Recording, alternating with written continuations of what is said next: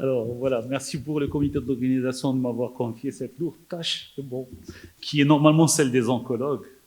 Et par contre, moi, je vais essayer de faire une partie oncologie, une partie qui intéresse les urologues plutôt. On va essayer de comprendre parce que c'est un sujet qui est passionnant, qui va évoluer avec le temps.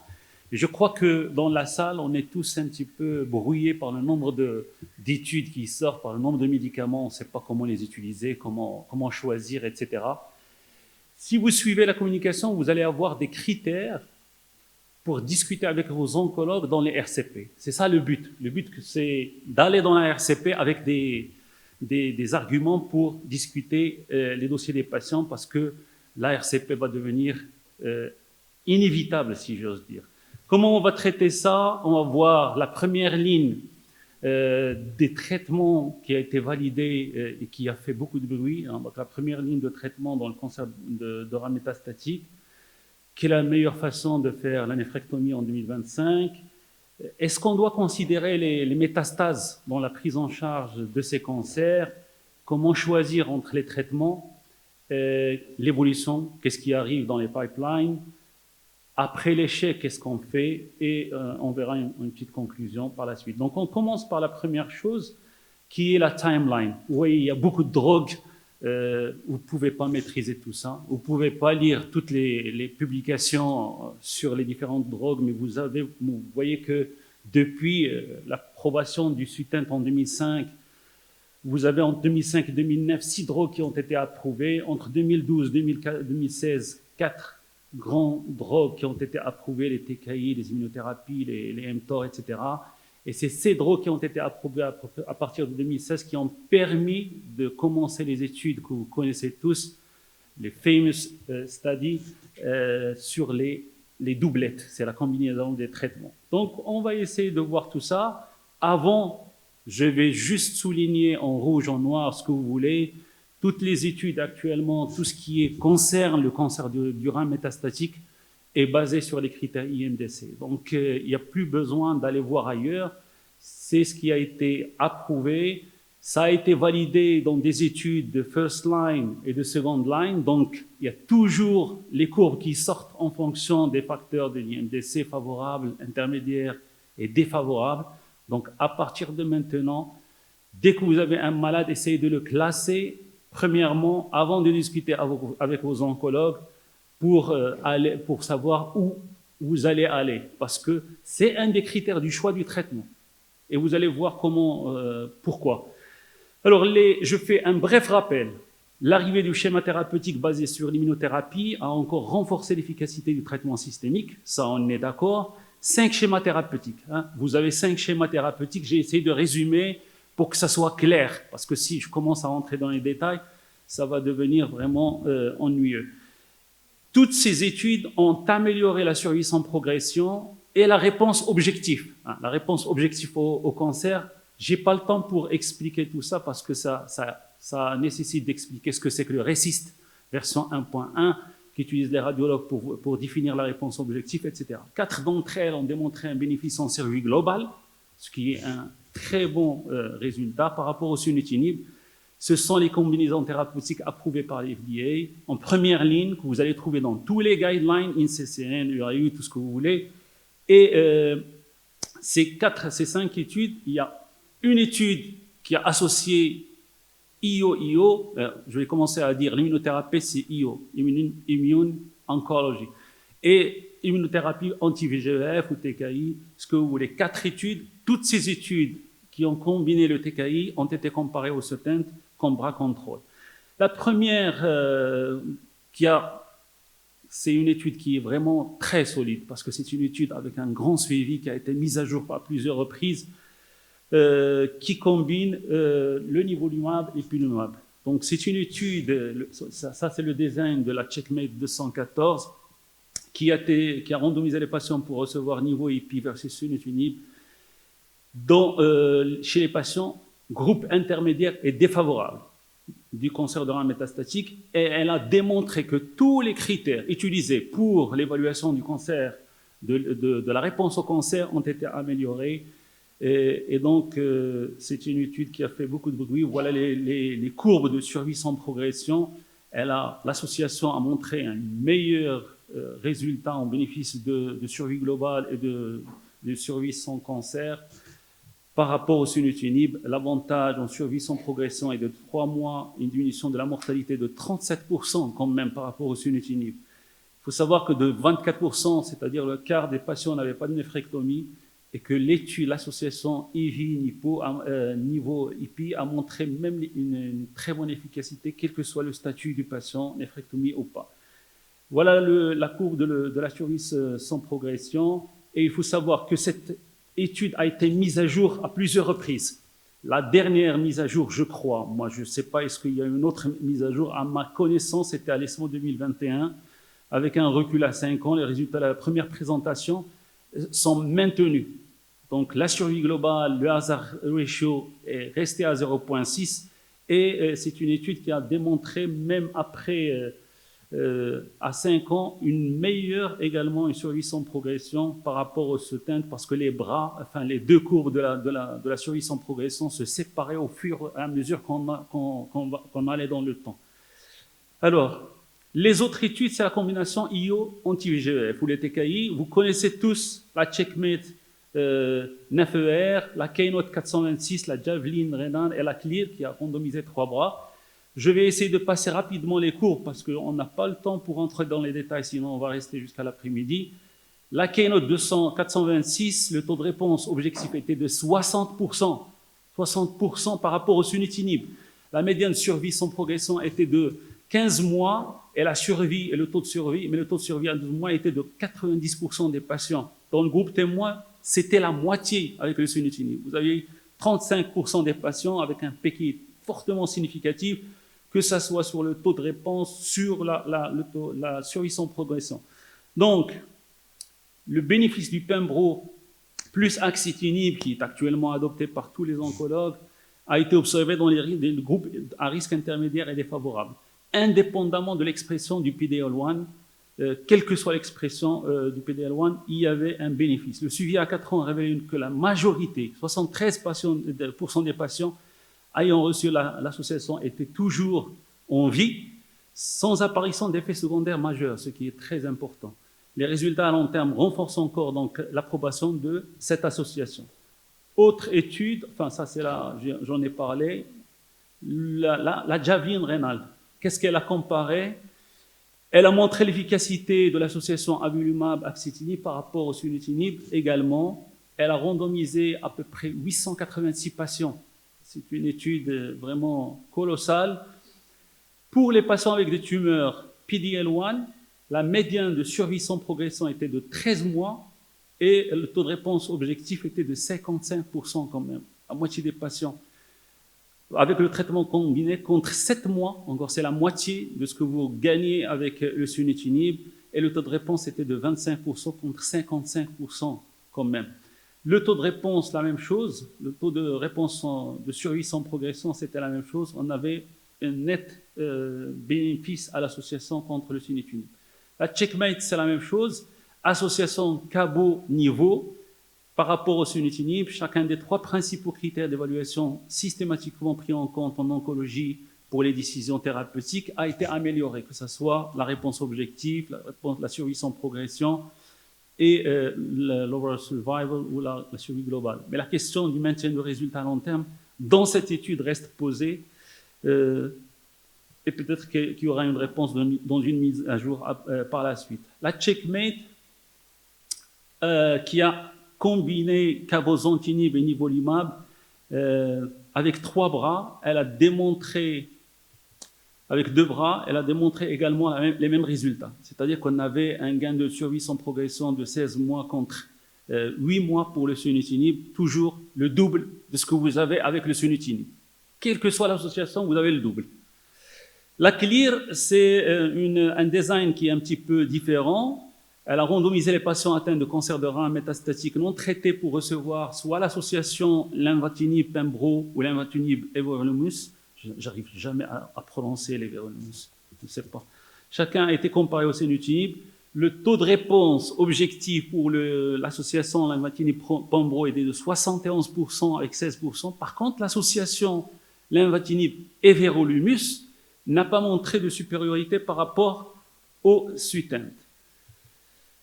Voilà, donc, et de là découlent les guidelines actuellement avec, vous avez les schémas thérapeutiques préférables pour chaque groupe de patients. Qu'est-ce qui change en 2025?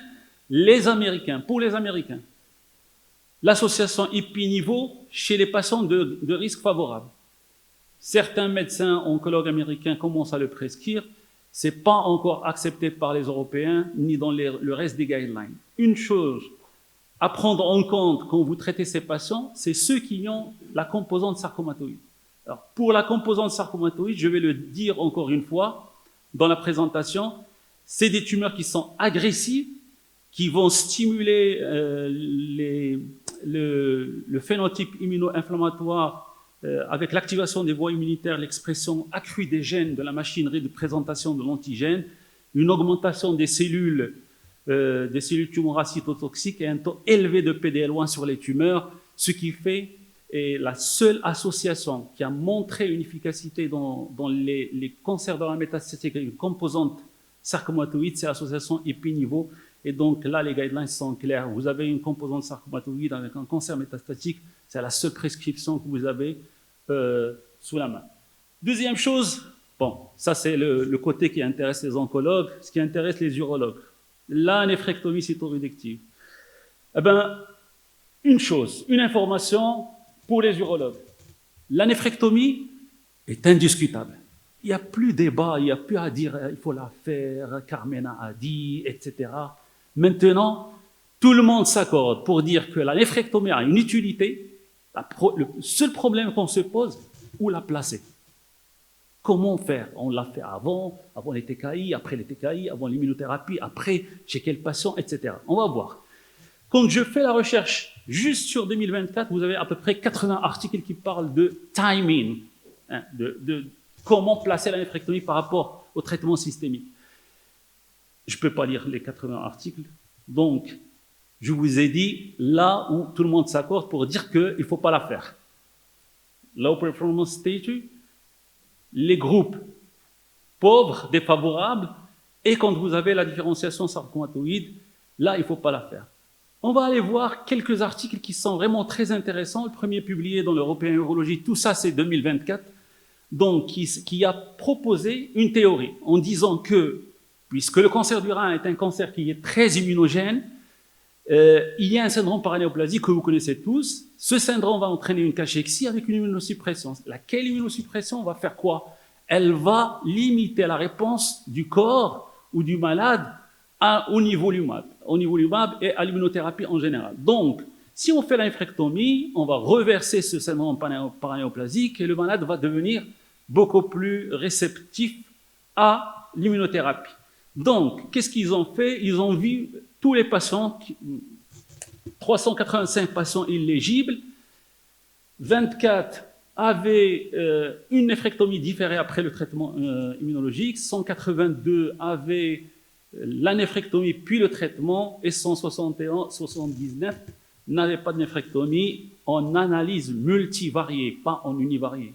Il sort de l'étude que la réduction tumorale, la néphrectomie de réduction tumorale, ou ce que vous voulez, cytoréduction, etc., est un facteur significatif de survie globale.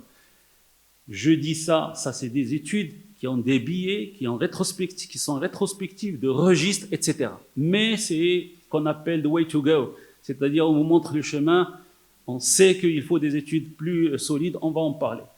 La deuxième étude, publiée également dans l'Européen, c'est une étude multicentrique. Elle a pris des patients qu'elle a scindés en deux groupes.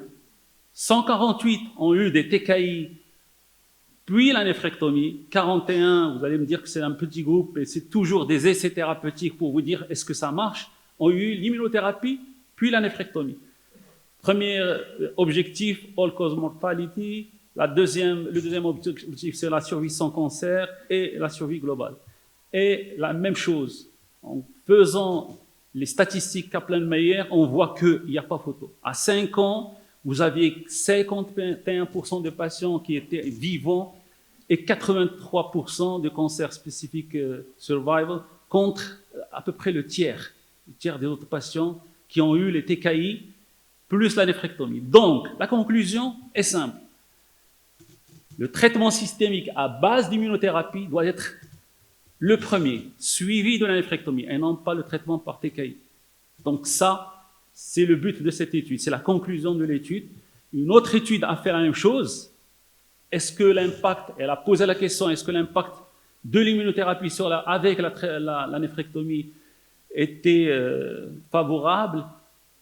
Qu'est-ce qu'ils ont fait? Ils ont évalué les patients ayant reçu un traitement systémique, 331, une néphrectomie suivie de traitement systémique et une néphrectomie sans rien du tout. La même chose, les résultats sont clairs. La conclusion est que le traitement systémique avant la néphrectomie était la meilleure façon de faire. Donc, vous devez faire le traitement systémique à base d'immunothérapie et puis la néphrectomie. Donc, le message qui sort de ça, oui, la néphrectomie, elle est là, elle va rester. Dans le cadre de l'immunothérapie, oui. Vous voulez des études randomisées, multicentriques, prospectives, ce que vous voulez, il y a 2 études qui sont en cours. Il y a 3, mais je ne me rappelle pas de la 3e.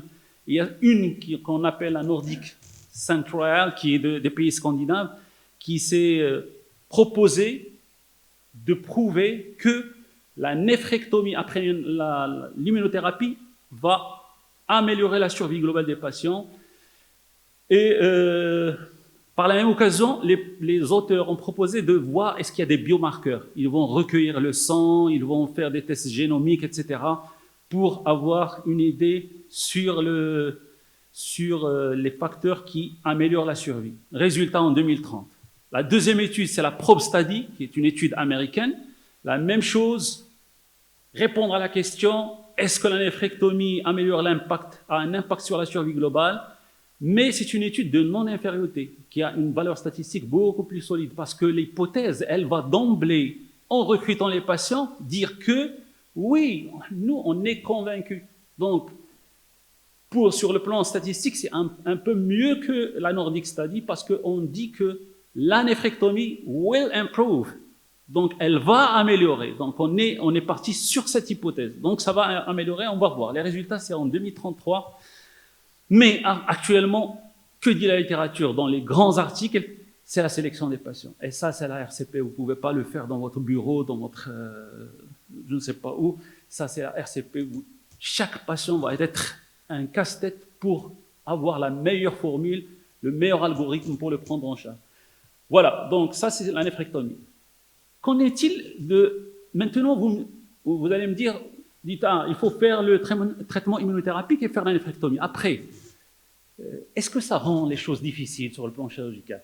Non, à partir d'une étude française publiée récemment, le 2 janvier, dans le World Journal of Urology en 2025, le but de l'étude était d'évaluer les résultats oncologiques de la néphrectomie après immunothérapie, premièrement. Donc, on prend le rein, on va voir l'anapathe, est-ce que ça a un effet? Et la complexité chirurgicale. Et les chirurgiens ont rencontré des difficultés en raison d'adhérence et de réactions inflammatoires qu'on appelle la réaction desmoplastique, si vous voulez. On peut l'expliquer tout à l'heure. Au niveau du rein et des tissus environnants, dans 65% des cas, et dans 85% des cas, des néphrectomies surtout partielles. Quand on voulait faire de la partielle, des tumeurs, on peut faire la partielle même dans le métastatique, ça vous le connaissez. Par contre, ça n'a pas un impact très important sur la morbidité des patients. Et une conclusion de l'étude, c'est que quand la réduction tumorale est supérieure à 10%, il y avait plus de difficultés pour opérer ces patients. Quand la réduction tumorale était inférieure à 10%, c'était plus facile. Alors, autre question, et ça bouffe du temps comme ça. Donc, est-ce qu'on doit considérer le traitement des métastases? Oui. C'est une étude multicentrique qui s'est intéressée au fait, est-ce qu'on doit traiter également les métastases? Elle a démontré clairement que les patients qui ont eu une métastasectomie complète avaient une survie globale meilleure que ceux qui ont une métastasectomie incomplète, mais ça reste une étude rétrospective avec beaucoup de biais. Donc, ça a un impact sur la survie, mais on ne sait pas comment.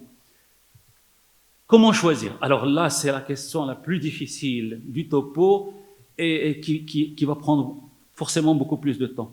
Comment choisir les résultats? Si on voit les résultats des 4 études de la thérapie ciblée, ils sont similaires. Ils sont similaires. Comment choisir la première ligne? Alors, l'analyse des courbes de survie sans progression est une des clés. Vous allez, dans toutes les études, la première ostadification par scanner a été faite à la 12e semaine. Et vous voyez que la courbe niveau IPI, qui est la Checkmate 214, elle prend du temps pour se séparer de celle du sunitinib. Ça prend 6 mois. Par contre, celle des TKI, elle se sépare assez rapidement au niveau du 3e mois. Et donc, ces données sont également évidentes si vous analysez le pourcentage également de progression primaire, qui est de 19% dans la courbe IO-IO et de 5,5% dans la combinaison TKI-IO. Cela s'explique par quoi? Parce que le mécanisme d'action de l'association IO-IO est un mécanisme immunitaire. Et la réponse immunitaire au niveau du corps du patient demande du temps. Donc, la séparation des courbes va se faire après 6 mois, en stimulant bien sûr l'immunité du patient, de la défense immunitaire contre les cellules tumorales. Donc, premier critère de choix, vous avez un patient chez qui vous avez besoin d'une réponse rapide, parce que la maladie est agressive, vous voulez l'opérer, il est jeune, etc. Premier critère de choix, vous devez choisir les TKI-IO parce que ça a une réponse plus rapide, donc vous pouvez opérer le patient assez rapidement. Deuxième critère de choix, c'est le groupe IMDC. Je vous ai montré, toutes les études ont montré qu'il n'y a pas de bénéfice à faire l'association immunothérapie chez les groupes favorables. Donc, le groupe favorable, c'est les TKI seuls, c'est une monothérapie. Donc, vous devez stratifier vos patients pour discuter de la prise en charge des patients. Après bien sûr, ça je l'ai dit tout à l'heure, vous avez la composante sarcomatoïde, la seule association qui est valable, c'est immunothérapie. Puis vient également le site des métastases. Ni la NCCN, ni le AU, ni personne ne vous détaillez la façon de prendre en charge vos patients et le pronostic des métastases en fonction de leur localisation. Donc, comprendre la pathogénèse des métastases du cancer du rein va vous permettre de faire un traitement personnalisé de ces patients. Certains organes tels que le poumon, les ganglions lymphatiques et le pancréas donnent d'excellents résultats favorables après immunothérapie, voire après métastasectomie. Par contre, les métastases hépatiques et cérébrales sont généralement de très mauvais pronostics. Donc, vous avez votre patient, vous allez voir IMDC, la composante sarcomatoïde, est-ce que j'ai besoin d'opérer assez rapidement, où sont les métastases pour pouvoir décider. Après, vous avez une étude qui vous dit que, tout simplement, ces gens-là ont vu qu'en associant les immunothérapies au TKI, on avait une survie globale meilleure quand la masse corporelle était supérieure à 25. Alors par contre, l'immuno était meilleur pour ceux qui étaient fit, enfin, on va dire IMC inférieur à 18. Donc c'est un autre critère éventuellement. Alors, dernière chose, avant de conclure, il existe une étude qui a utilisé la trithérapie, c'est l'étude Cosmic 313, mais elle a démontré qu'il y a un bénéfice en survie sans progression, mais ça apporte beaucoup de toxicité pour les patients, donc ce n'est pas encore intégré dans les guidelines. Dernière chose, qu'est-ce que je fais après échec? Vous avez tous les guidelines qui vous disent voilà les trucs à faire, mais je voudrais attirer votre attention sur un seul médicament qui va vraiment changer la donne, c'est le belzutifan. Le belzutifan, c'est quoi? Il se nourrit, enfin, les gens ont ciblé un agent qui permet à la cellule cancéreuse de s'adapter à l'hypoxie. Vous savez que dans le micro-environnement tumoral, la division cellulaire des cellules cancéreuses va nécessiter beaucoup d'oxygène. Donc, ce médicament va essayer de cibler ce récepteur d'adaptation de la cellule tumorale au milieu hypoxique. C'est ce qu'on appelle le HIF de alpha. C'est une étude qui a été publiée, qu'on appelle l'étude LightSpark 001, qui a comparé le belzutifan à l'éverolimus. et les résultats déjà sont là, qui vous montrent un net avantage à ce nouveau agent qui est utilisé par ailleurs dans l'hémangioblastome, dans tout. Il a l'approbation actuellement FDA dans le traitement du cancer du rein métastatique dans le cadre de la maladie de Van Hippel-Lindau, du VHL, et des autres pathologies qui sont liées au VHL, notamment les hémangioblastomes, etc., les autres tumeurs. Voilà, donc les patients de votre consultation ne reflètent pas la population des études. Donc vous devez faire l'ASF. De nombreux facteurs peuvent influencer le choix du traitement et la séquence à adapter. La personnalisation du traitement dépend de la disponibilité des drogues dans notre contexte, bien sûr, l'efficacité, la sécurité, la qualité de vie, les facteurs, les comorbidités, etc. Le traitement de la population à risque favorable reste indéfini, mais on peut plaider en faveur d'une monothérapie pour le groupe favorable. La composante sarcomatoïde, je crois que c'est fini, niveau hypi devrait être la norme. La néphrectomie cytoréductive a une place. Enfin, avec l'émergence de l'espace IO post-adjuvant, le choix de la première ligne va devenir encore plus compliqué, mais on a des études qui sont en cours. Merci de votre attention, je m'excuse d'avoir dépassé le temps. Merci pour cette brillante communication, merci beaucoup.